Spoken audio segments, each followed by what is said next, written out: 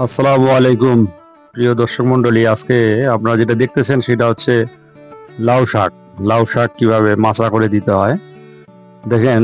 আমি লাউ শাকের মাচা তৈরি করছি। লাউ শাক থেকে লাউ ধরবে এমন গাছগুলো রেখে লাউ শাকের মাচা তৈরি করে দিছি। দেখেন এই মাচায় লাউ শাকের ডগা উঠে গেছে, কি সুন্দর দেখতে পাচ্ছেন। ডগাগুলো কি তরতাজা। এবং এই লাউ গাছের যে মাচায় উঠে গেছে ওখান থেকে নিচের যে পাতাগুলো থাকবে সেই পাতাগুলো আপনাকে ছিঁড়ে দিতে হবে, না হলে লাউ শাকের উপরে ওঠার শক্তি বা ডাঁটা মোটা হবে না। লাউ গাছ এবং লাউ গাছের ডাঁটা মোটা এবং সতেজ রাখার জন্য নিচের পাতাগুলো আপনাকে ঝেড়ে দিতে হবে। আমি দেখেন, আপনারা যে দেখতে পাচ্ছেন আমার লাউ গাছের প্রতিটি গাছের নিচের যে পাতাগুলো থাকে, বয়স্ক যেসব পাতা সেই সব পাতাগুলো আমি ঝেড়ে দিয়েছি। এখন লাউ গাছের ডগা মোটা হবে এবং লাউ গাছটাও মোটা হবে, আমার মাচায় উঠবে। দেখেন মাচায় উঠে পড়ছে, আপনারা দেখি সুন্দর দেখতে পাচ্ছেন।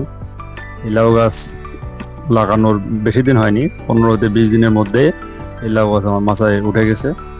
আশা করি পরবর্তী ভিডিওতে আপনি লাউ কিভাবে ধরে এবং কিভাবে আমি সার প্রয়োগ করি ইতিপূর্বে সেটা দেখিয়েছি, এবং লাউটা কিভাবে ধরবে সেই বিষয়টি আমি পরবর্তী ভিডিওতে দেখাবো। আপনারা যারা আমার প্রতিনিয়ত ভিডিও দেখেন অবশ্যই ভিডিওটি লাইক কমেন্ট শেয়ার করবেন এবং অন্যকে দেখার সহায়তা করবেন। এবং যারা লাউ চাষি ভাইরা আছেন আমার এই ভিডিও দেখে অনুপ্রাণিত হয়ে নতুন নতুন পদ্ধতি অবলম্বন করে আপনিও লাউ চাষ করতে পারবেন।